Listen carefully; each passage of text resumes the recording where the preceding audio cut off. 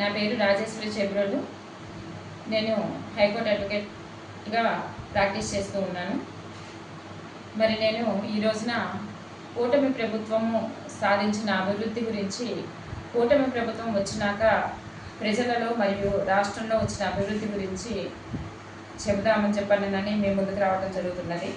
మరి మన చీరాల నియోజకవర్గ గౌరవనీయులైన ప్రీతమ ఎమ్మెల్యే, మన ఎమ్మెల్యే గారు ఎంఎం కొండయ్య గారు మన సూపర్ 6 పథకాల హామీకై మన సీఎం గారు చంద్రబాబు నాయుడు గారు మరియు ఉప ముఖ్యమంత్రి పవన్ కళ్యాణ్ గారు మరియు నారా లోకేష్ గారు మరియు అందరూ కలిసి మరి చీరాల ప్రజల అభివృద్ధికి మరియు వారి సంక్షేమానికై తీసుకున్న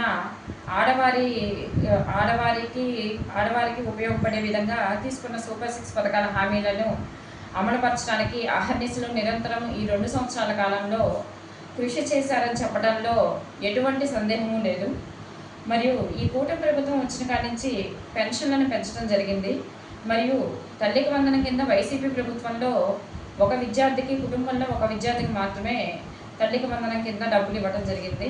కానీ మరి ఈ కూటమి ప్రభుత్వం వచ్చినాక ఒక కుటుంబంలో ఎంతమంది విద్యార్థులు ఉన్నా కానీ ప్రతి ఒక్కరికి 15,000 రూపాయల కింద తల్లికి వందనం కింద ఆర్థిక సహాయం చేయడం జరుగుతున్నది. మరియు ఆడవారికి దీపం 2 పథకం కింద 3 సిలిండర్లను ఉచితంగా ఇవ్వడం జరుగుతున్నది.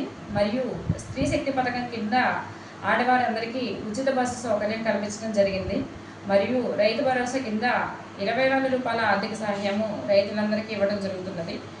మరి ఇవన్నీ అమలుపరచడానికి నిరంతరము ఆలోచనలు చేసి, నిరంతరము శ్రమించి మరి మన చీరాల నియోజకవర్గ గౌరవనీయులైన ప్రీతమ మన ఎంఎం కొండయ్య గారు చీరాలలోని అన్ని వర్గాలను కలుపుకుంటూ చీరాల గ్రామ ప్రజలను కానీ, చీరాల పట్టణ ప్రజలను కానీ అందరినీ చాలా స్నేహశీలంగా కలుపుకుంటూ మరియు అందరి సంక్షేమానికి, ప్రజల సంక్షేమం కొరకు మరియు చీరాల పట్టణంలో సిమెంట్ రోడ్స్ మరియు జలజీవన పథకం కింద మంచినీటి సదుపాయాలను, ఎన్నో రకాల అభివృద్ధి కార్యక్రమాలను అనునిత్యం పగలు రాత్రి తేడా లేకుండా అసలు మా ఎమ్మెల్యే గారు నిద్రపోతున్నారా, ఆకలి దప్పులు ఉన్నాయా అని కూడా ఆశ్చర్యపరిచేలా 2 సంవత్సరాల పాటు అహర్నిశలు శ్రమించారంట చెప్పడంలో ఏమాత్రం సందేహం లేదు.